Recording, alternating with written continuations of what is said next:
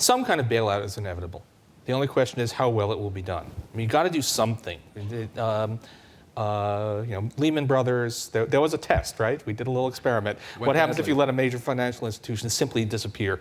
And the answer is, within 48 hours, you're staring into the abyss, right? The world almost ended right that week.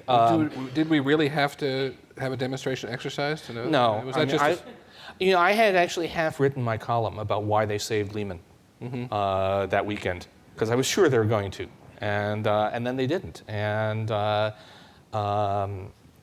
even had a joke, which was I couldn't resist keeping in the column, even though they didn't do it, which was when life hands you lemons, make lemonade. Okay. But anyway, I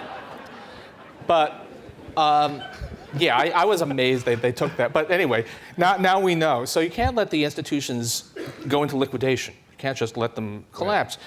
But then the question is, what are you going to do? How are you going to do this? Are you going to basically you're getting financial institutions that are being kept alive by lots of infusions of taxpayer money.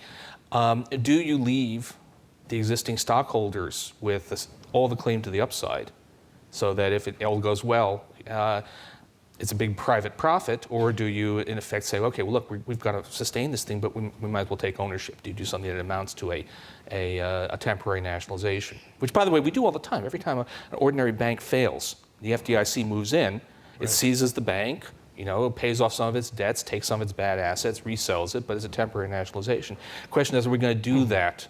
That's going on right now, is it not, with it's IndyMac? And about 3 banks a week get seized, but they're small ones. It's Friday. Every Friday there's an announcement. There's a new bank has taken over.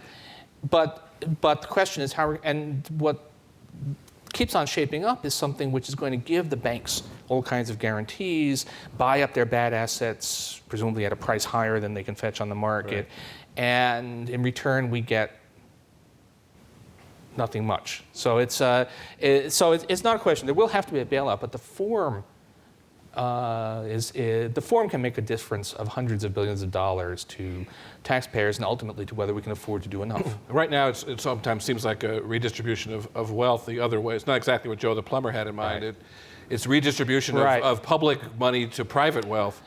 Yeah, the phrase, I actually just had a correspondence on this. The phrase is lemon socialism, which apparently was first used by Mark Green in the New York Times 35 years ago. And lemon socialism is, you socialize the losses, but you let the private sector keep the profits. And that seems to be the way we're going right now.